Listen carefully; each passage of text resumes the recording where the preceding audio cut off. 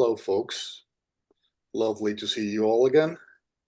And as usual, I will read to you the last 7 daily inspirations, and then you guys can choose one of them, and we can start there.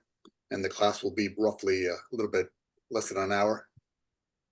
And so here we go. Okay, the last 7 daily inspirations. October 1st, the truth within you is sacred, loving, and eternal. October 2nd, self-doubt. October 3rd, you are who you think you are. October 4th, the relationship between judgment and time. October 5th, what has anger and judgment ever done for us? October 6th, looking at the world with forgiving eyes. And October 7th, creating a kinder world. All right. Any of those? October 2nd about doubt is has my vote. Doubt? Okay. 19. Self-doubt.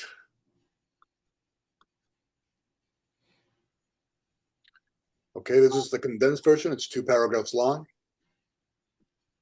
And it's self-doubt. Paragraph 1. Doubting yourself or your journey is an act of self-deception. It is a sign that you have forgotten that you have co-designed your journey with the divine.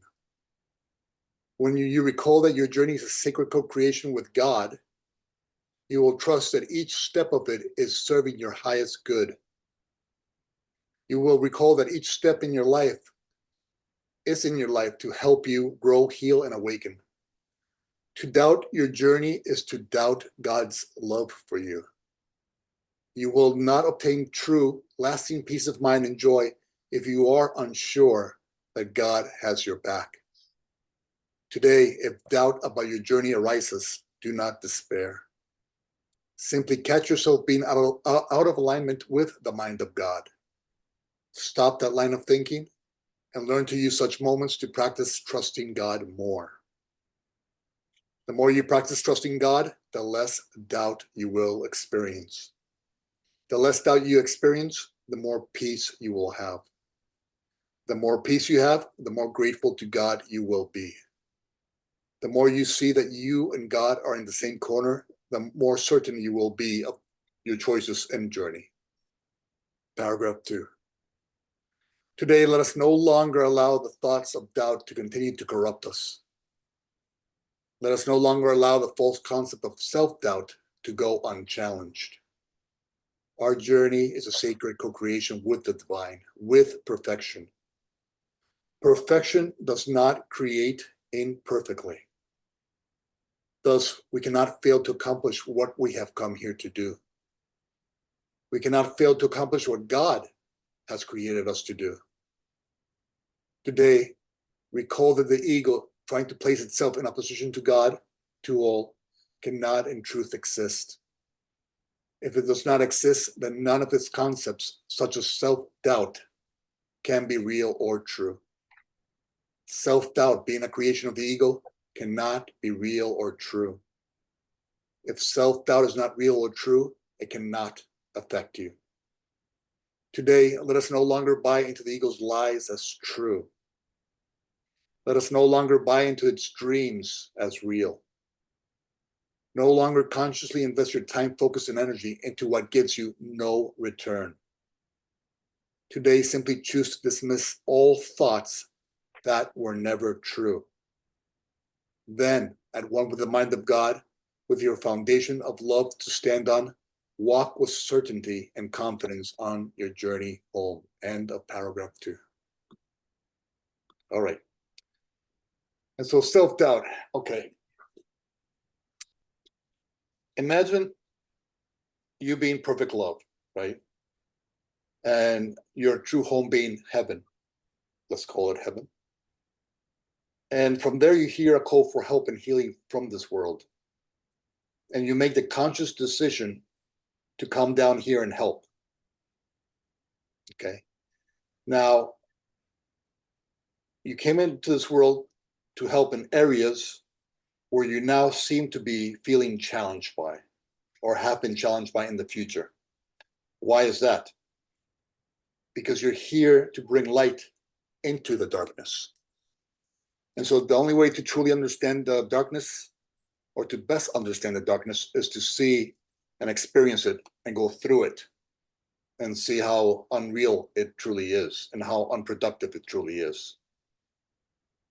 And so a lot of times when you're in your journey and you're having certain challenges which produce self-doubt, what's really happening is that you've chosen to fulfill your function as the light of the world. You've chosen to take on this challenge, experience it, work through it, forgive it, overcome it, and then become a beacon of light for others. And so only because you're being challenged, it doesn't have to do anything with self-doubt. Okay?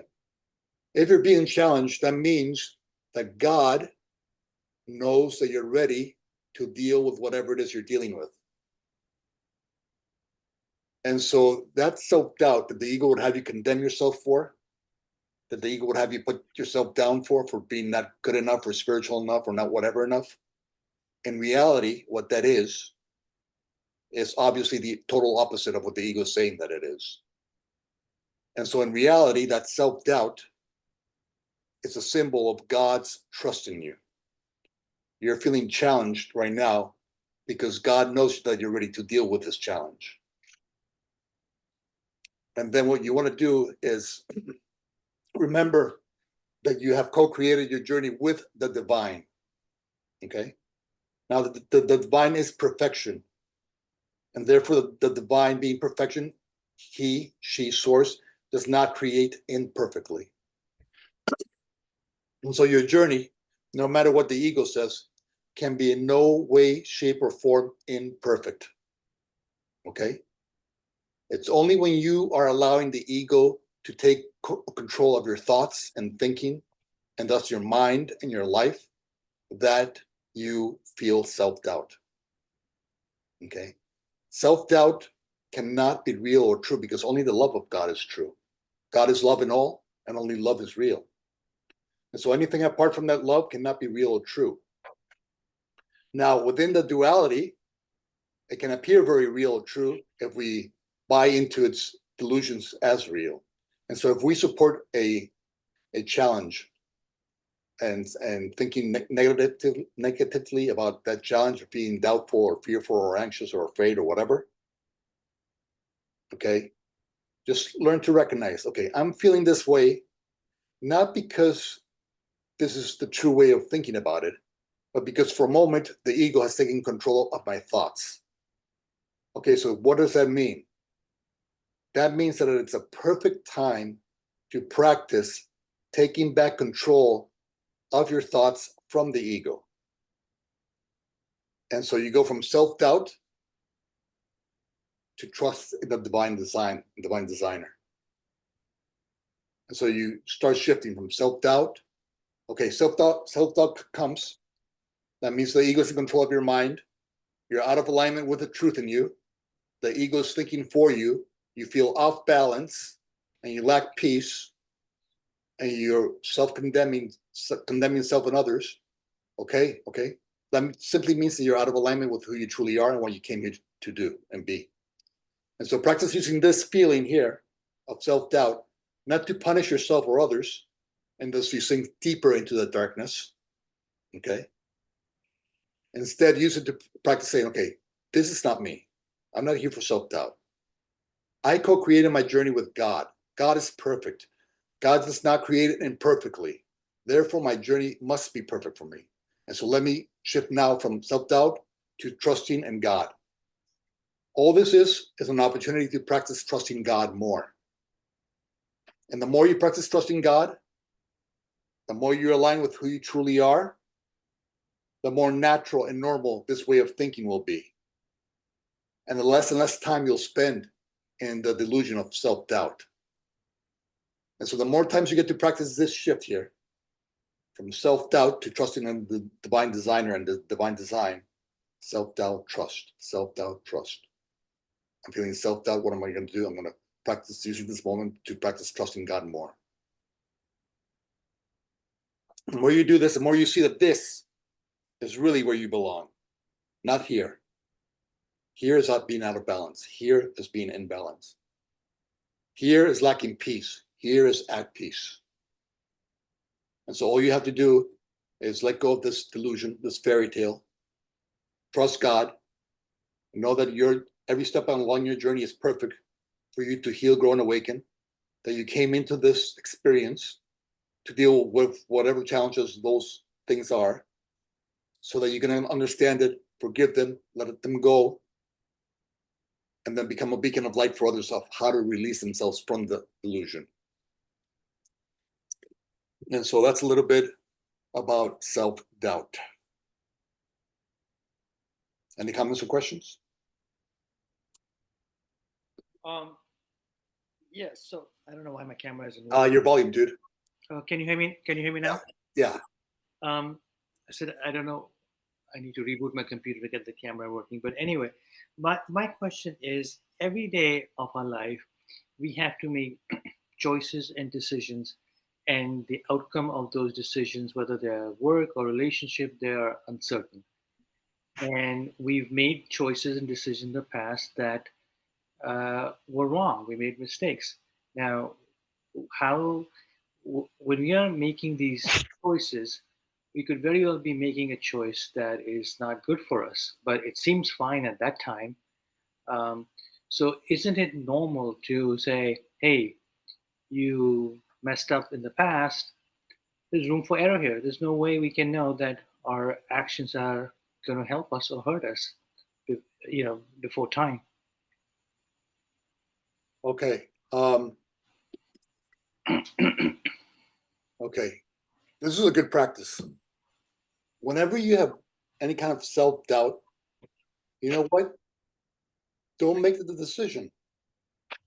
Use that moment to invite God, the Holy Spirit, Jesus, Buddha, whoever you want in. Invite them in, whoever that is for you. For me, it's Jesus. You invite Jesus in and you say, Jesus, you decide for me. What would you have me think, say, and do? And I will think, say, and do only that. I will make no decisions today. Me, no decisions. God is making the decisions for me today. And so if God is making the decisions for me today, there's no way my decisions can be wrong, no matter what the ego says. And so in reality, because God is perfect, because you're God's creation, you, no matter what the ego says, have never made a wrong decision. Every decision that you make, no matter what the ego says about it, it's only wrong when the ego takes control of your thinking.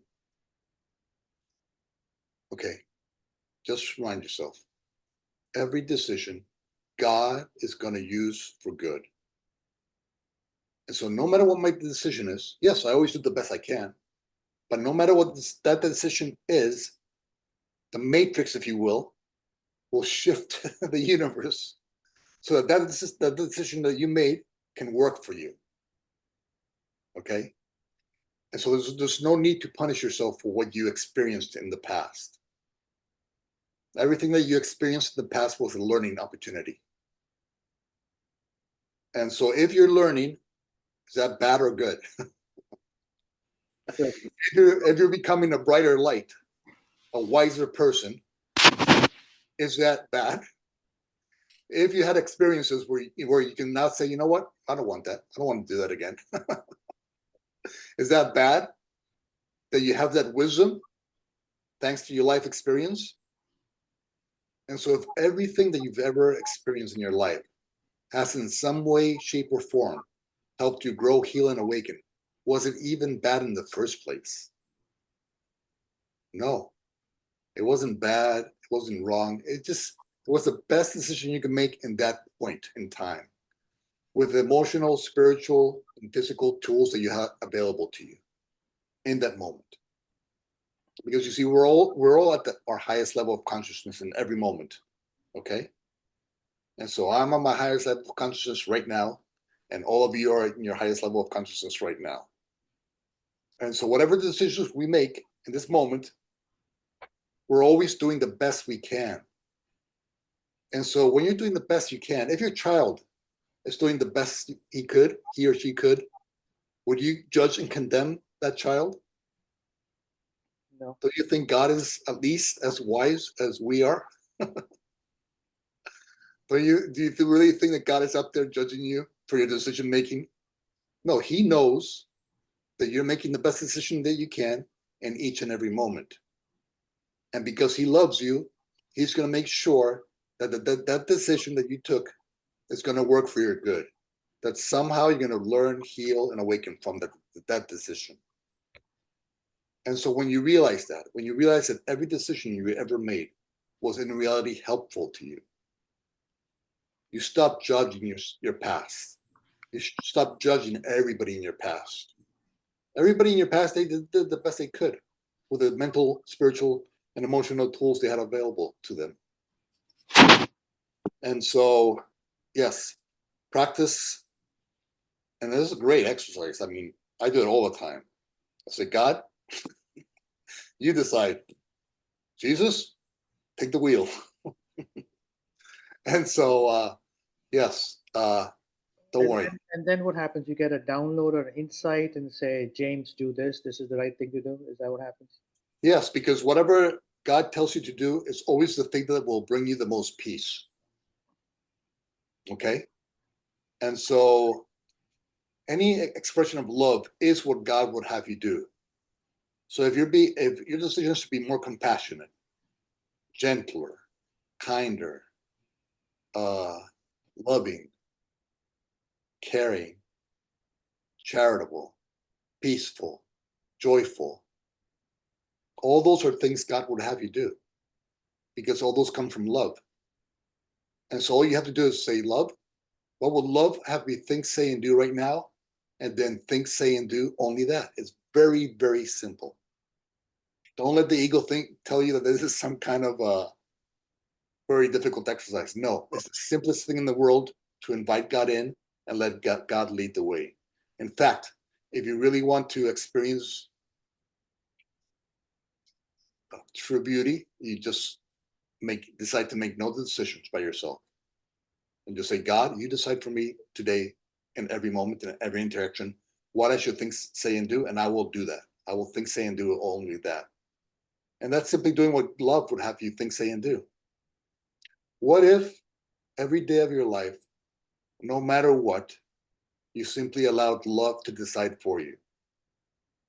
What kind of life would you have if all that came from you was love in numerous expressions?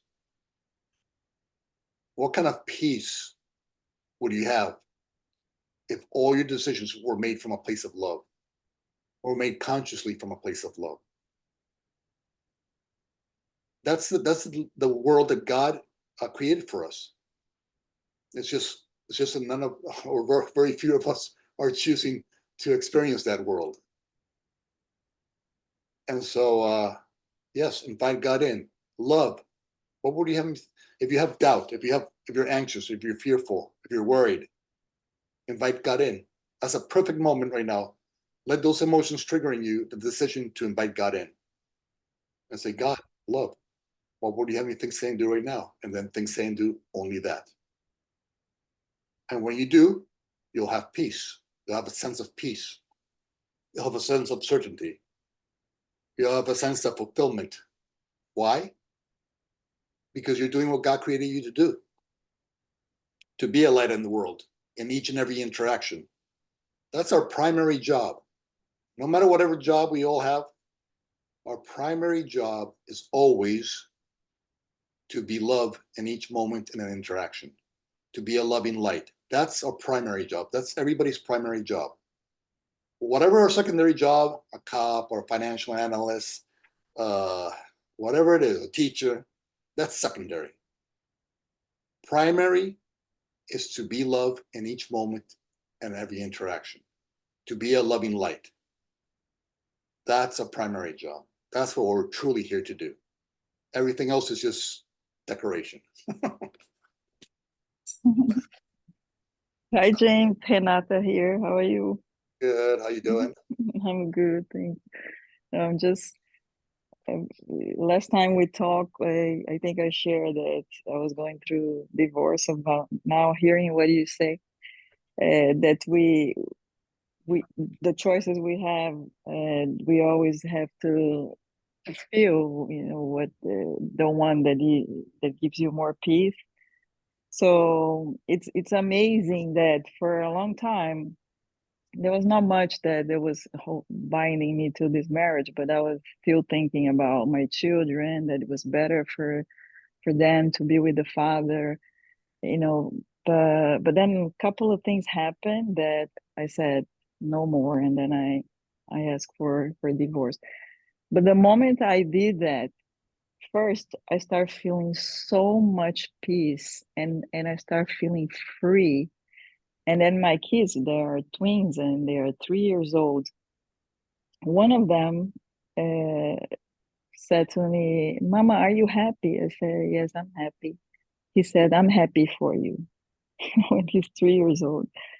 And like you said, he's 3 years old, but big souls, are ready for this type of thing. So it's interesting that a lot of times, like, people, when I say, I'm divorced, and people say, I'm so sorry for you, I say, no, don't be sorry, I'm so happy. And it's not what, like, society expects, that you're going to be happy because you were divorced. But I also think that it was the best decision for all involved, for me, for my ex-husband, for my children. It's like everybody is more at peace right now, even though it's a situation that most people would judge as a sad situation. So, I'm just sharing that it's what you say is so true, that it's always on my mind. And another thing, I had some talks with him, because I asked for the divorce, but we're still living for a month before we move into separate homes. And a lot of times we still had arguments, and I was inviting God to the conversation, and every time that I did that, it completely changed I think the consciousness was a little higher. And in one of these occasions, for example, he was saying sorry, when, so completely shift the after I invited God to the conversation. So I mean, even though I don't participate as often to this, but I'm very glad that I am part of this group. And thank you. Yeah, well, that's beautiful, and that's a perfect example. Mhm. I mean, how many times do we really invite God into our day and allow God to decide for us? Because God is really the highest part of us. Now, of course, I'm not going to be able to define God, but uh, the highest part of us is one with Source. Okay, and so don't think that you're giving away your responsibility if you're allowing God to decide for you. You are the highest part of you and Source are connected, are one. And so when God is making the decisions, it's really your highest self also making those decisions. And so it's not like you're giving the responsibility to God in essence, even though somewhat you are. uh, and so it's a beautiful exercise to bring God in, bring the Holy Spirit in, bring Jesus in, bring whoever it is that you believe in, or whoever you pray to in, and invite them to light your room with loving light, especially in those times when you have to have a difficult conversation. Invite God in. Invite Him to shower the room with loving light, and visualize loving light hitting, showering your husband, and being on him and over and around him. And you do the same to yourself. And yes, you saw how it changes the atmosphere by just saying, you know what, I'm going to bring God into the situation. And there you go. There you see what happens. That's exactly what happens when you bring God in. And so if you guys are not doing that, practice trying that more and more each day. Invite God in. They want, the angelic realm wants you to ask to for help. That's what they're there for. Right now they're unemployed because you're not using them. And so yes, ask your guardian angel to come in, ask your guides to come in, ask Jesus to come in. They'll love to help you, and they'll love to guide you, because when they're guiding you, when you set that example, you become the healing light of the world that you came here to be. So you're fulfilling your function as the light of the world. And one thing I want to repeat from a few classes ago in regards to that kind of divorce situation when your kids are very young is that before your kids were born, they knew this was going to happen. They were told this was going to happen. And so there's no need to feel guilt about divorcing if that's what you need to do. Because a lot of times people divorce and they feel bad because of the kids and this separating from whatever. No, those kids knew exactly what was going on. Now, consciously right now, they might not understand it, right? But before they came into the physical form, they understood that, hey, my parents are going to divorce at the age of 3, and this is going to serve me in this way. And so they chose you guys for a reason. And so no need to feel that guilt that people feel about No, divorce. no, I actually don't, because I see that they are happier now, and they like there is no need for explanation. They now say that they have 2 houses, uh, and like it was so easy for them to understand it.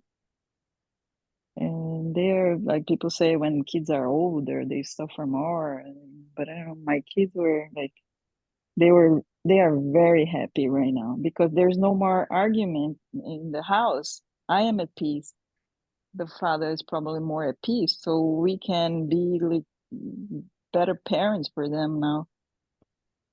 So yeah, it's all good.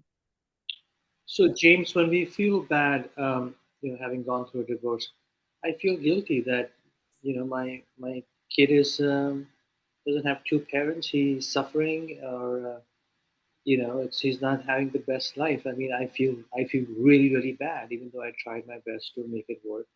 But I feel really bad that the way it turned out, that he doesn't have the same thing other people do. Well, the thing that happens there is that you only have 2 choices, right? You can you can trust in your plan for the universe, or B, you can trust in God's plan for the universe. When you trust in your plan for the universe, guess what happens? What you're feeling is what happens, you know, Mhm. because you're feeling bad about that situation. It's simply a symbol and a sign that you don't trust in the divine design. That you're not trusting in God. You're not trusting in the divine designer. And so that's the reason you feel bad. You don't feel bad because of what's happening to your kids. The ego tells you that. Mhm. But what you're really feeling bad about is that you're unconsciously judging God as incompetent and wrong. Mhm. So that's what you really feel guilty about. That's what you really feel bad about. Your ego is not going to let you see that Mhm. or understand that, but that's what's really happening. Because what would happen if instead of deciding that my plan for the universe is the only way I will be happy, you're never going to have peace or joy, no matter what you do, because there's going to be 8 billion people out there who might disagree with you. Right. But if you say, you know what? When I trust in my plan for the universe, I don't have peace. I am not joyous. I am worried. I am anxious about my children. Why continue to follow a road that never leads you to where you want to be? Why continue to follow a road that only causes more worry and concern and anxiousness and fear and doubt and shame and guilt, if that road that you're always taking never delivers to you the peace of mind and joy you want, why do you continue to support that mindset as real and true? And so the only reason that you lack peace is because you're choosing to trust in your plan for the universe over God's. What if you trusted in God's plan for the universe, where everything that occurs is in some way, shape, or form help for you and for everybody around you? That in some way, shape, or form, everything is going to help us grow, heal, and awaken, and fulfill our function as the light of the world. And so when you're feeling bad about your children or whatever, just know what's really happening is that you decided that your plan for the universe is much better than God's plan. Mm-hmm. And so you reap what you sow. Just think about it. Have you tried it? You've tried it your way enough times. Has it ever brought you peace of mind? No. No. So stop going down dead end roads that lead you nowhere to where you desire to be. Instead, try something else. Begin anew. So you know what? Okay, my kids have usually one parent. And for X or Y reason, that's what they decided, even before they incarnated into a little baby body. They said, you know what? When I'm X or Y years old, our parents are going to separate, and this is going to help me in A, B, and C fashion. And so this separation here is going to be perfect for me and for what I came on to Earth to do. And so if your separation is something that your children knew they needed for them to accomplish their mission in life, wouldn't you feel positive about that? And Mm-hmm. if they truly understood that, wouldn't they feel good about it too? Mm-hmm. And so for what X or Y, for whatever reason you guys are separated, and for whatever reason your children are experiencing that, but God is going to use that for good, and they're happy that you separated because that was part of the plan. Yes, the ego would say, "No, let's be married for life," and a white picket fence and all that, and that's fine. That's perfectly fine. It'll be lovely if you can be married for life. I would guess. I wouldn't know, but I would guess. And so, but it's also lovely if you're married for 1 good year or 3 good years or 5 good years, because guess what? Time in reality is not really real. Imagine we are eternal beings, right? And then we look at this minuscule amount of time that we spend on Earth. If we're eternal, and this is a little blink of an eye, Mm-hmm. and imagine all the judgment that we carry of self and others in this tiny little blink of an eye. Why? Why do you have to punish yourself? Stop punishing yourself and start trusting God more. And the more you practice trusting God, the more you'll feel that, you know what? This kind of feels good. This kind of feels right. This kind of brings me peace and self-awareness and an understanding that whatever's happening, it's going to work for the best interest of my children because God is in control. And so thank you, God. Practice gratitude instead of being worried or feeling guilt or shame. No, this is perfect for my children right now. This is exactly how this moment is right now. It's perfect for them. And each and every moment of their life is going to be perfect for them.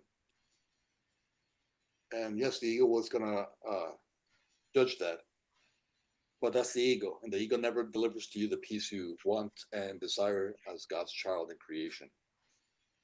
And so Mm-hmm. stop buying into lies as true. Stop supporting the lies as true. Stop adding darkness to darkness. You didn't come here for that. None of us came here. None of us came here to add darkness to darkness. That's the complete opposite of what we all came here for. We came here to bring light into darkness in our own unique ways, whatever that is. And so practice doing and being who you came here to be. That's the only way you're ever going to feel fulfilled. If you keep on unconsciously judging God as incompetent and wrong, you're never going to achieve peace of mind, true peace of mind and joy. And so let go of those judgments and replace them with gratitude, and replace them with a greater trust in God, a greater trust in perfect love. And so just keep doing that. Just whenever you start to feel that doubt, okay, I felt that doubt. That's a path to nowhere. That's a path to resentment and shame and guilt and fear and anxiousness and doubt. I've traveled that path before. It's a useless way of being. But let me use this understanding that this road is not the way. Come to this road, a place where I practice trusting in God, in the divine design, and being grateful to God for each and every moment and interaction, and for every expression of your child's life. And when you start to see the perfection in each and every moment, guess what you have? Guess what you get? You get peace. You get joy, of real peace, real joy, real gratitude. Simply because you decided to drop your judgments and trust God more. And so that's a simple way to leave hell and come back to heaven and create the heavenly state of mind on earth.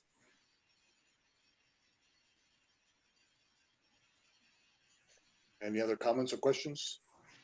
Any doubts this week? Nobody else was doubtful? Good. That's pretty good.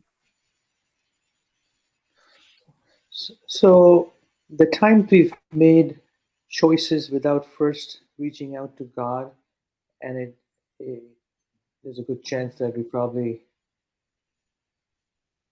would have made a better choice if we had reached out to God before making a serious decision. James, Yeah. Well, what's the question?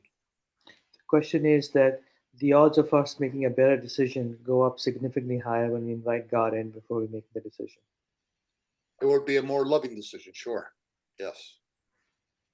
If you replace the ego with God, yes. Shelley raised her hand. Shelley? Yeah, as I'm listening to everybody's input, and thank you for everybody's input. Like I had this feeling wash over me while you were talking about self-doubt, that it's connected to my worthiness, which I know is the ego's plan to keep me, you know, in that egoic state. Yeah, I feel like it's I feel unworthy. And yeah, I think that's what keeps me from trusting in God or something. I don't know. I don't think that keeps me from trusting in God, but I just feel like I'm not worthy enough. And I'm like, really, how can I still have that feeling? I don't know. That's just what's coming up for me. It's not a question or anything. It's just a comment. I don't know if anybody else has felt like that, or if you can relate to that. Yeah, I mean, anytime that you feel a lack of self-worth, obviously that's somewhere in your past you were programmed with that belief that somehow God, that you're unworthy of your father, of your true father.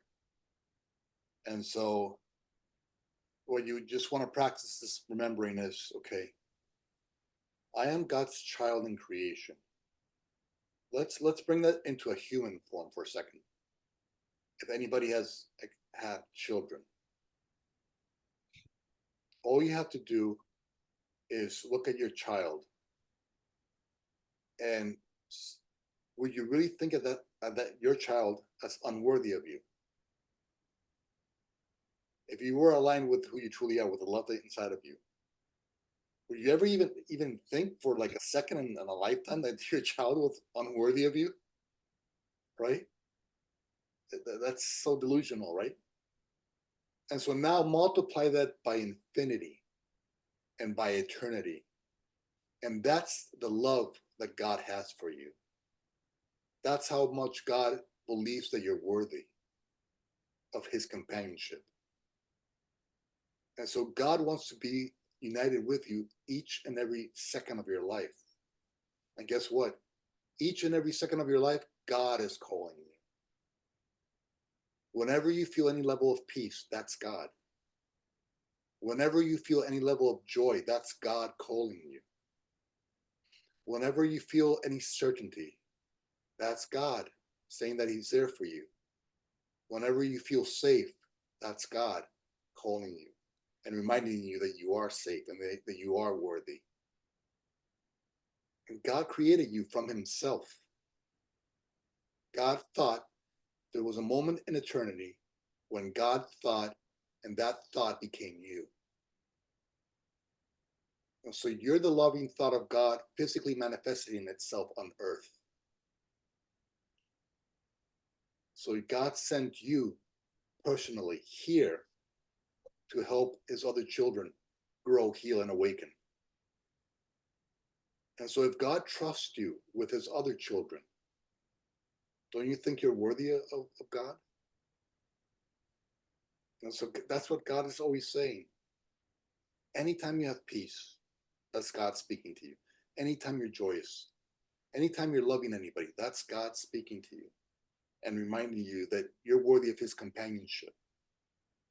Anytime you smile, that's God saying you're worthy of him. And so there's no moment in time in your life when you're aligned with your truth that God is not speaking to you. And it's only the moments that you turn away and look into the darkness that you can't hear God. But God is always there for you. God is always just a simple and gentle choice away. No matter how dramatic the ego story is, no matter how scary or whatever it is, if you decide in 1 second of that story to stop and say, you know what, God has my back. I am God's child in creation. God placed me here on earth for a purpose. God would not send somebody he does not trust. God wouldn't entrust his children to me. And so obviously he trusted me with his children, right? And each and every person you ever talk to in your life, that's a symbol that God trusts you. Okay? Any conversation you have with anybody in any day, what is really happening? What is really happening there is that God sent them to you. Now, would God send somebody to you if he did not trust you? If he saw you as unworthy? No, that's impossible. He would never send a child to you if he saw you as unworthy. And so each and every time you interact with anybody in any way, that's God saying to you that you're worthy, that you're worthy of representing him on earth. You're worthy of representing his loving light on earth. And so just remember that. And after you interact with anybody, for a second or a moment or a minute or an hour, in your heart, thank them. Because what really just happened? God said, I trust you with my child. I trust Shelly with my child. And here you go. Here he or she is. Now, just imagine the human form and then multiply by infinity and eternity. That's his trust for you. That's how worthy you are of God.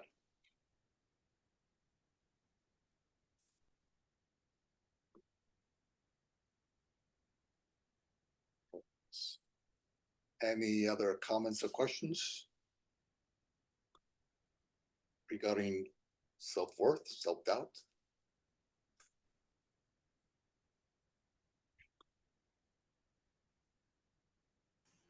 No, everybody else is enlightened. I'm so happy. So we pick when do we pick up uh, these beliefs, the self doubt, and when do we pick it up as a child, or why do we even pick it up? I mean, if this is not in our best interest, why do we even pick up these concepts of low self worth and don't trust God and all that stuff? Yeah, because as I was mentioning earlier in class, is that whatever it is that you pick up that's not true about you, those self-doubts, those fears, those shames, those are things that when you were in heaven, you decided that you can help in this world heal people from guilt and shame and doubt and fear. But you said to yourself, really, to really help people here, I have to experience this self-doubt. I have to experience this. What is this shame? What is this? What does the guilt feel like? What does feeling unloved feel like? And then you were to heal you were to go through those situations and then process them and heal them. And then God would send you afterwards, after you heal them, God sends you people to lead them through that same storm that you went through. And so all these things that you're picking up, that you're going through, that are not really aligned with the truth in you, these are kind of like homework assignments that you decided to experience in order to feel what it feels like, process it, work through it, overcome it, heal it, and then become a guiding light for others who are going through the same process. And so anytime you have those challenges, guess what? The ego will condemn you for that, right? But the ego is always is always wrong. And so what you want to do when you're having those challenges, learn to pat yourself on the back. I go, wow, this is pretty cool. I'm going through this guilt thing. I have to process it and I have to understand it, because God is saying this is a part of my mission in this life, is to work through guilt and shame so that I can and heal it, and then He's going to send me His children who are dealing with guilt and shame, and He's going to send them to me because He knows that I overcame these delusions. And so what you want to do is practice patting yourself on the back when things seem to not be working out for you. That's amazing. That's amazing. Because you came here to deal with those situations so that you can bring a light into the darkness. So you can remind people that they don't have to carry shame. They don't have to carry guilt. They can let it go. They can choose forgiveness instead of judgment. They can learn to choose compassion instead of condemnation. They can learn to choose peace instead of pain. And so all that was great. Congratulations when your life doesn't seem to be going the right way according to the ego. That's good. That's good. It's a sign that you're here to work. And so that's good. That's really good. And so for any of those people who are having any kind of challenges, that's a strong soul. That soul decided to go through that. And so look at them in a different way. Start to see them. I'm whoa. These guys are decided to do some heavy lifting. That's good. Interesting. Good job. And then you don't have to judge yourself or others anymore for going through their challenges. Instead, you have to be pretty impressed. Oh, so that's a good exercise that they're doing there. Yes, and so learn to be self-supportive instead of putting yourself down for your experiences. Yeah, I had the same experience. I had depression. I went 2 times to the hospital. Very bad depression. I tried to kill myself a few times, and I'm here. Nowadays, every time that people come talk to me, and I have the empathy, and I can feel what they are feeling, and I really can tell them how to get out of this situation. And because I lived in my body what is suicide. I'm here, I'm a miracle. So yeah, I could already helps a few people passing through depression and anxiety and all that. Yeah, that's why when you go into AA and you have sponsors, guess what? Those sponsors went through that hell and they came out the other side. That's why they're sponsors, because they know how the people who are dealing with addiction are feeling. Okay, that guru in the Himalaya mountains is not going to be able to help that guy dealing with addiction as much as that sponsor who's been through that darkness. Okay, so that sponsor is much more of a helpful person right there and then than that person sitting in some cave in the Himalayas who has never understood any kind of addiction. And so, yes, you came into this life and you said to yourself before coming into this life, you know what? I believe I can bring healing into the area of depression. But to bring true healing to the area of depression, to bring true light into it, I have to experience it. I have to go through it to truly understand it, to truly understand how people are feeling. Nobody else is going to understand that. Just like nobody else would understand a child's death other than a parent who's had a kid die. Nobody can say anything to any parent whose kid has died. Only a parent whose kid died can truly help somebody whose kid has died. And so you were courageous enough to say, you know what? I'm going to go into the area of depression, and I'm going to walk in that dark tunnel, and I'm going to find my freaking way out. Okay, so you had the big I don't know how to say that word. You had the serious uh, courage to to go through that, because that's that's a serious challenge, and so it's your life experience who's gonna help people heal, and little by little you saw to people with those kind of depression, those kind of anxiety and suicidal thoughts. Somehow they're going to start coming to you. Hey, where are these people coming from? It's because God prepared you to be an answered prayer. These people who are dealing with suicidal thoughts, these people who are dealing with depression, don't you think they're praying to heal? Don't you think they want to heal? And so God answers prayers, but he needs people to be those answered prayers. And so that's what you were in that area of suicidal thoughts and depression. And so you know what? You had suicidal thoughts and depression. Freaking congratulations, because that's a serious challenge. And you took it on. You took it on. You decided to take it on in this life. So excellent job. And now you can be a huge beacon of light for so many people who are going through those feelings right now. And so that's amazing, you know.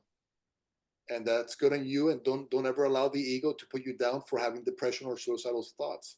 That's what the ego's going to try to do, because the ego's always going to try to separate you from God, from feeling like you're worthy of God. That's the ego's little job, because the ego wants to exist.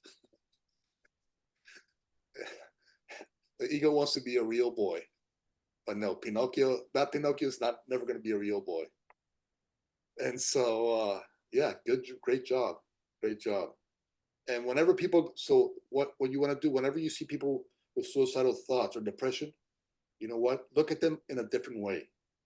Don't look at them through the ego's lens, where you somehow see them broken. No, these people are serious people who have taken on a serious challenge to help the world awaken and heal and grow. And so imagine how much more respect you're going to have for those people who are going through those experiences. And so see them with respect. Respect somebody who's depressed. Respect somebody who's going through suicidal thoughts, because this is what they chose to take on to help heal the world. And so respect to those people and to you, yeah, for sure. This is a really good class. That's the Holy Spirit. It's the Holy Spirit's class. Any final comments or questions before we close? All right, so let's practice patting ourselves on the back a little bit more this week. And remembering that we're forever worthy of God. We're God's child in creation. And He is love. And He loves us. And He knows that we're forever worthy of Him. And He just wants us, He wants to help us complete our mission in this life. And to do so, we have to remember that we're one with Source. We're here to be the light of the world. We're here to represent God on earth, basically. And so He's pulling for us, trust me. All right. All right, folks. Thank you very much. Thank you. Thank you. Thank you, Jim. Thank God you. willing, we'll see each other soon. Thank you so much. Thank you.